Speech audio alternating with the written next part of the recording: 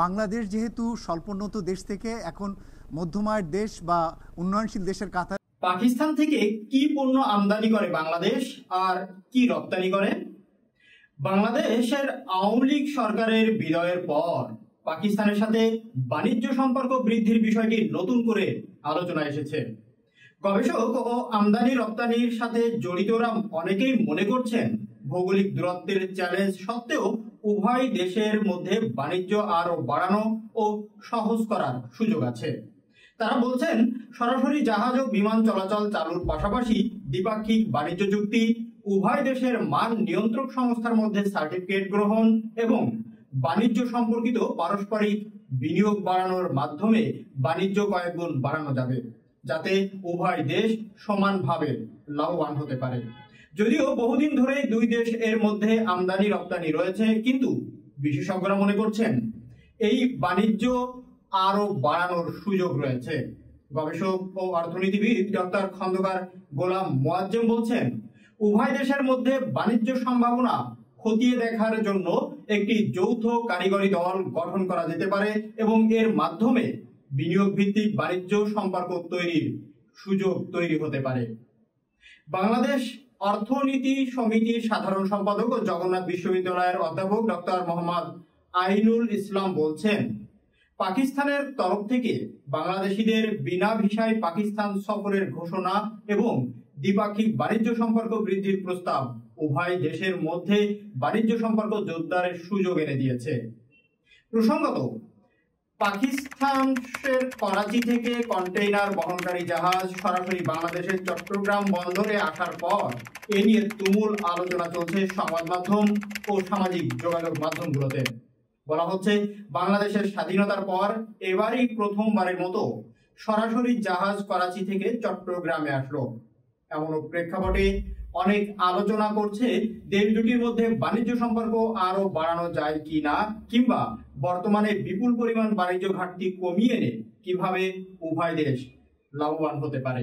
করাচি থেকে বাংলাদেশে সরাসরি আসা যে জাহাজ নিয়ে আলোচনা হচ্ছে, সেই জাহাজে বাংলাদেশে এসেছে ফেব্রিক্স, চুনাপাথর, সোডা অ্যাশ, পেঁয়াজ, ম্যাগনেসিয়াম কার্বনেট ও ডালমাইট, যার বেশিরভাগই টেক্সটাইল শিল্পের কাঁচামাল।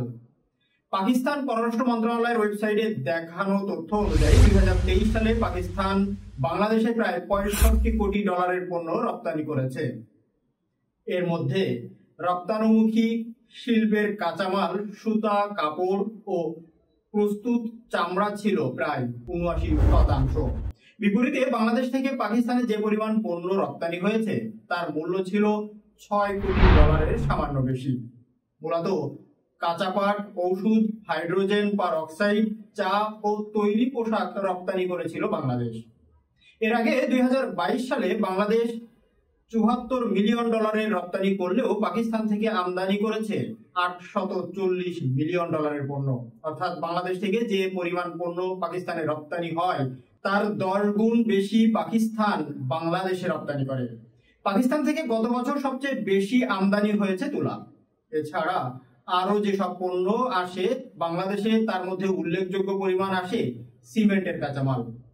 পাকিস্তানের পররাষ্ট্র মন্ত্রণালয়ের ওয়েবসাইটে বাংলাদেশ থেকে পাকিস্তানে রপ্তানি হওয়া এমন যেসব পণ্যের নাম দেওয়া হয়েছে তার মধ্যে আছে পাট ও অন্য textile fabrics, hydrogen peroxide, paper ও পেপার বোর্ড, লেবেল, ছেলেদের শার্ট, মেডিকেল, সার্জিক্যাল ও ডেন্টাল ইকুইপমেন্ট সহ আরো কয়েকটি পণ্য। ডক্টর আইনুল ইসলাম বলছেন, বাংলাদেশ থেকে কৃষি পণ্য, গার্মেন্টস, মেডিসিন, লেদার এইসব ক্ষেত্রে পাকিস্তানের রপ্তানি বাড়ানোর সম্ভাবনা বেশি। অন্যদিকে পাকিস্তানের সিলিং ফ্যান, ফ্রুটস, জুস, মেয়েদের ড্রেস বাংলাদেশে জনপ্রিয়। কস্ট বেনিফিট আর পর্যালোচনা করে আমদানি রপ্তানি পণ্য ঠিক উভয় দেশই যতটা লাভবান হবে সেটা নিয়েই আলোচনা করা হয়। আর খন্দকার গোলাম মোয়াজ্জেম বলছেন, উভয় দেশের মধ্যে কোন ধরনের পণ্যের কেমন চাহিদা সেগুলো বিশ্লেষণ করতে হবে। পাকিস্তান থেকে কটন বা টেক্সটাইল কাঁচামাল সম্ভাব্য পণ্য হতে পারে, যা মূলত ভারত ও চীন থেকেই বেশি আসে। আবার পাকিস্তানের লাইট ইঞ্জিনিয়ারিং পণ্যের ভালো সম্ভাবনা আছে বাংলাদেশে। তার মতে বিনিয়োগকারীরা উভয় দেশে চাহিদার ভিত্তিতে যৌথ বিনিয়োগ করতে পারে। বাংলাদেশে ঔষধ ও গার্মেন্টস কারখানা পাকিস্তানের অর্থনৈতিক অঞ্চল করতে পারে।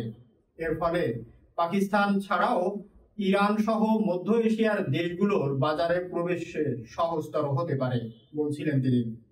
শিপিং এজেন্ট অ্যাসোসিয়েশন এর সভাপতি সৈয়দ আরিফ আহমেদ বলছেন, একসময় বাংলাদেশি পাট ও পাটজাত দ্রব্যের প্রচুর চাহিদা ছিল পাকিস্তানে, সেটি এখন তেমন না থাকলেও বিভিন্ন শিল্পের কাঁচামাল আসছে। আমাদেরও গার্মেন্টস সহ বিভিন্ন পণ্য অল্প হলেও যাচ্ছে তিনি উল্লেখ করেন। বাংলাদেশে গত 5ই আগস্ট আওয়ামী লীগ সরকারের বিদায়ের পর থেকে ঢাকায় পাকিস্তানি হাই কমিশনার আহমেদ মারুফ নতুন সরকারের বেশ কয়েকজন উপদেষ্টা, এফবিসিসিআই এর প্রশাসকদের, সংশ্লিষ্টদের সাথে সাক্ষাৎ করে বাণিজ্য সম্পর্ক বাড়ানোর বিষয়টি নিয়ে আলোচনা করেন।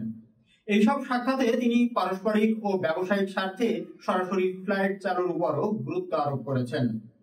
স্বরাষ্ট্র উপদেষ্টা জাহাঙ্গীর আলম চৌধুরী এর সাথে সাক্ষাতে তিনি গত 15 বছরে উভয় দেশের মধ্যে সম্পর্ক যে শুষ্কতা এসেছে তা দূর করতে পারস্পরিক সম্পর্ক জোরদারের আহ্বান জানান। এর মধ্যে এফবিসিসিআই এর প্রশাসক হাফিজুর রহমানের সাথেও বৈঠক করেন তিনি, যেখানে বাংলাদেশ ও পাকিস্তানের মধ্যে দ্বিপাক্ষিক বাণিজ্য চুক্তি, যৌথ বিজনেস কাউন্সিল, উভয় দেশের মান নিয়ন্ত্রক সংস্থার মধ্যে সার্টিফিকেট গ্রহণ, হালাল খাদ্য আমদানি রপ্তানি, এসএমই, ফার্মাসিউটিক্যাল এবং অন্যান্য সম্ভাবনাময় খাত নিয়ে গুরুত্বপূর্ণ আলোচনা হয় বলে জানানো হয়েছিল। তবে উভয় দেশের মধ্যে বাণিজ্যের বিষয়টি বড় ধরনের আলোচনায় আসে করাচি থেকে সরাসরি বাংলাদেশে জাহাজ আসার খবরে। পাকিস্তান হাই কমিশনার গত 13ই নভেম্বর তাদের ভেরিফাইড এক্সে অর্থাৎ পূর্বের টুইটারে হ্যান্ডেলে একটি দ্বিপাক্ষিক বাণিজ্য ক্ষেত্র একটি বড় পদক্ষেপ হিসাবে সংজ্ঞায়িত করে। ওই টুইটে তারা বলেছেন, এই নতুন রুট সরবরাহ ব্যবস্থাকে শৃঙ্খলার মাঝে আনবে, ট্রানজিট সময় কমিয়ে দেবে এবং উভয় দেশের জন্য নতুন ব্যবসার সুযোগ খুলে দেবে। গবেষক খন্দকার গোলাম মুয়াজ্জেম বলছেন, ভৌগোলিক দূরত্ব ও সরাসরি জাহাজ চলাচল না থাকায় দুই দেশের বাণিজ্য প্রবৃদ্ধি হয়নি। এখন বাংলাদেশের পণ্য পাকিস্তানে যেতে হলে দুবাই বা শ্রীলঙ্কা হয়ে করাচি যায়, আবার কখনো করাচি থেকে দুবাই, কলম্বো হয়ে বাংলাদেশে আসতে পারে। এর ফলে বাণিজ্য ব্যয় বৃদ্ধি পায় এবং সময় বেশি লাগে। স্বাভাবিক বাণিজ্য এতে বাধাগ্রস্ত হয়। এর মধ্যে আওয়ামী লীগ আমলে পাকিস্তান থেকে আসা পণ্য চট্টগ্রাম বন্দরে পৌঁছানোর পর শতভাগ কায়িক পরীক্ষা শেষে অনুমোদন পেলেই কেবল ছাড় দেওয়া হতো। বাংলাদেশের রাজস্ব বোর্ড গত 29শে সেপ্টেম্বর সেই বিধান তুলে নিয়েছে। এতে পাকিস্তান থেকে পণ্য আমদানি দ্রুত হবে এবং জটিলতা কাটবে বলেই মনে করা হচ্ছে। সৈয়দ মোহাম্মদ আরিফ বলছেন, ব্যবসায়ীদের দাবি হলো সরাসরি জাহাজ চলাচল এবং এটি হলে উভয় দেশের মধ্যে বাণিজ্য আরো অনেক বাড়বে।